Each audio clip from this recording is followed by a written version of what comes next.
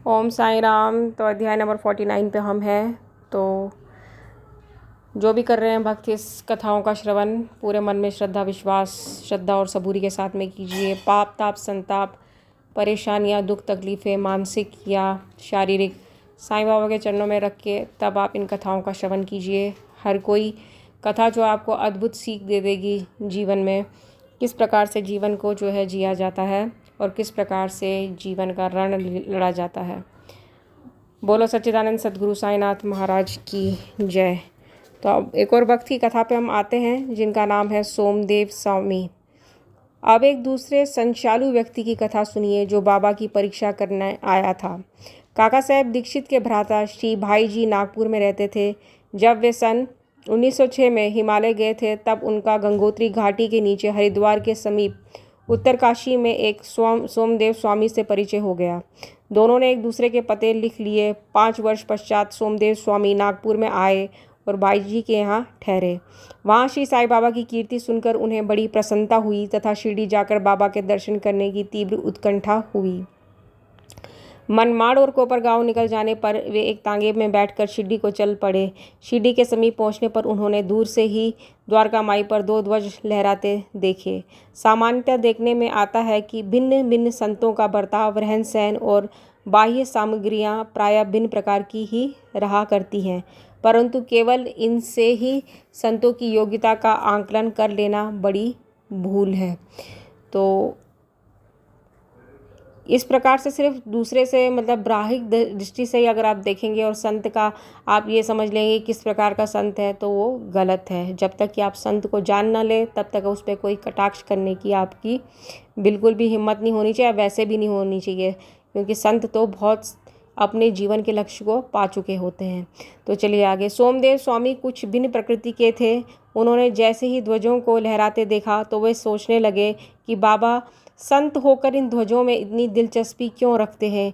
क्या इससे उनका संतपन प्रकट होता है? ऐसा प्रतीत होता है कि ये संत अपनी कीर्ति का इच्छुक है। अतएव उन्होंने शिरडी जाने का विचार त्याग कर अपने यात्रियों से कहा कि मैं तो वापस लौटना चाहता हूँ। तब वे लोग कहने लगे कि फिर व्यर्थ ही इतनी दूर क्यों आए?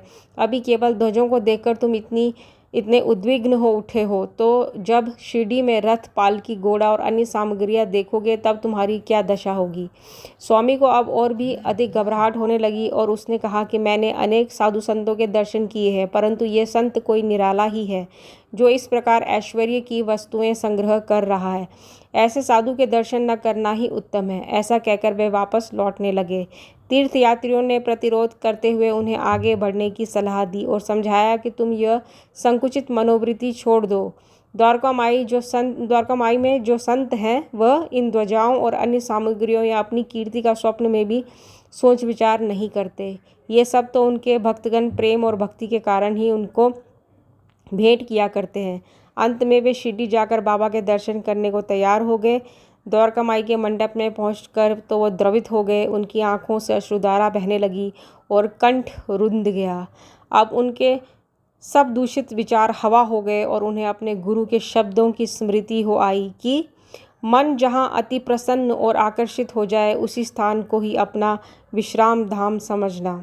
वे बाबा के चरण रज में लौटना चाहते थे, परंतु जब वे उनके समीप गए तो बाबा एकदम क्रोधित होकर जोर जोर से चिल्लाकर कहने लगे कि हमारा सामान हमारे ही साथ रहने दो, तुम अपने घर वापस लौट जाओ। सावधान, यदि फिर कभी द्वारका माई की सीढ़ी चढ़े तो ऐसे संत के दर्शन ही क्यों करना चाहिए जो द्वारका माई पर ध्वजाएं लगा कर रखे। तो मैंने पहले ही बता दिया, साईं बाबा तो थे अंतर्यामी कि किसी के भी विचार वो पहले से ही पढ़ लेते थे और भविष्य भी जान जाते थे।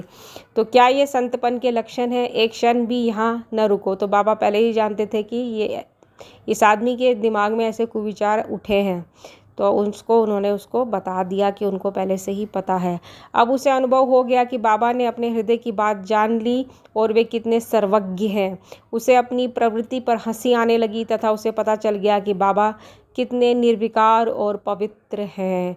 उसने देखा कि वे किसी को हृदय से लगाते और किसी को हाथ से स्पर्श करते हैं तथा किसी को सांत्वना देकर प्रेम दृष्टि से निहारते हैं, किसी को उदी प्रसाद देकर सभी प्रकार से भक्तों को सुख और संतोष पहुंचा रहे हैं। तो फिर मेरे साथ ऐसा रूखा बर्ताव क्यों? अधिक विचार करने पर वे इसी निष्कर्ष पर पहुँचे कि इसका कारण मेरे आंतरिक विचार ही थे और इससे शिक्षा ग्रहण कर मुझे अपना आचरण सुधारना चाहिए। बाबा का क्रोध तो मेरे लिए वरदान स्वरूप है। अब यह कहना व्यर्थ ही होगा कि वे बाबा की शरण में आ गए और उनके परम भक्त बन गए। तो सिर्फ इस बात का संशय कर लेना कि ये व्यक्ति ऐसा है, ये व्यक्ति ऐसा है, कभी भी इस तरीके की निष्कर्ष पे नहीं पहुंचना चाहिए। संत को परखने की हमारी क्या औकात है? संत तो अपना जो लक्ष्य है वो पा चुके होते हैं आध्यात्मिक संसार का, तो वो सब कुछ जानते हैं। तो कभी भी अपने दिमाग में कलुषित विचारों को भी जगह नहीं देनी चाहिए। वो भी जो है पाप के बराबर ही है और उतना ही वो पाप उस इंसान को लगता है जो इस प्रकार के संतों के ऊपर आक्षेप लगाते हैं। तो अपने विचारों को भी हमेशा शुद्ध रखना चाहिए। यही कथा हमको यही प्रेरणा देती है। कभी भी मन में जो है गलत विचारों को जगह नहीं देनी चाहिए। बोलो सच्चिदानंद सद्गुरु साईनाथ महाराज की जय। तो चैनल को साईं बाबा के अवश्य ही कीजिए आप सब्सक्राइब और पेज को कीजिए फॉलो। यहाँ पे आपको यही भक्तिवर्धक बातें मिलेंगी। साईं भक्ति की कथाएँ, शिव शंकर की कथाएँ, उनके बहुत सारे अष्टक और उनके स्तोत्र। ओम साईं राम। सबका जीवन सुखी और सफल हो इसी कामना के साथ में। ओम साईं राम। कल फिर मिलेंगे।